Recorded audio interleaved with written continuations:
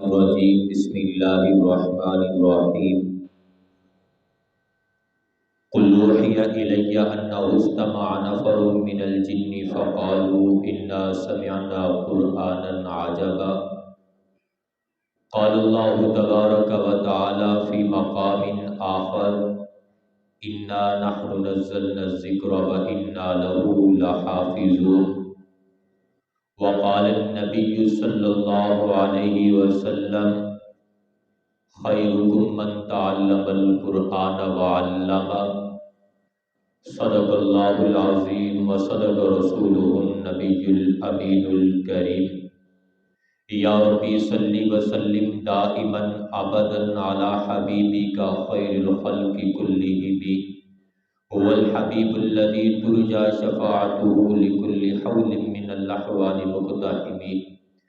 اللهم صل على سيدنا ومولانا محمد وعلى آل سيدنا ومولانا محمد وبارك وسلم وصل عليه۔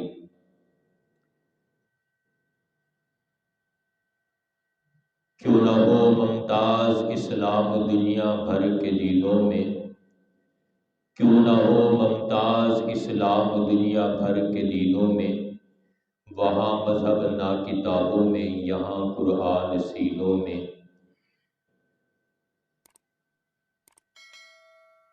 انتہائی واجب الاحترام بزرگوں، بھائیوں، دوستوں،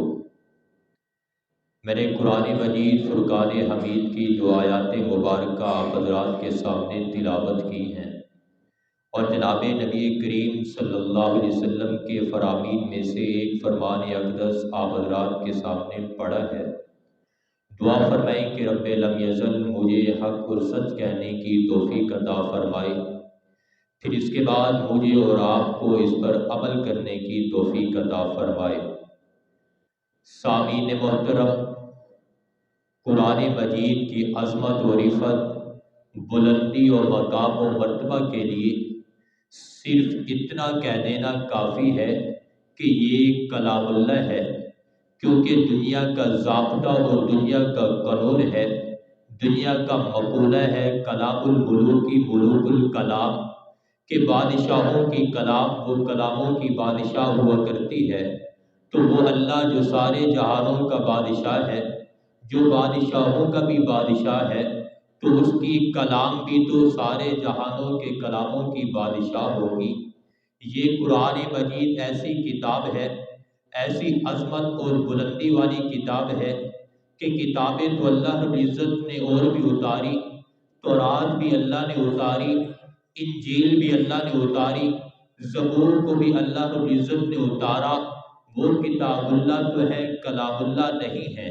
یہ قرآن مجید کلام اللہ ہے کہ اللہ نے اس کا تکلم فرمایا، اللہ نے اس کو اپنی زبان اقدس سے تلاوت فرمایا۔ روایات کے اندر آتا ہے کہ آسمان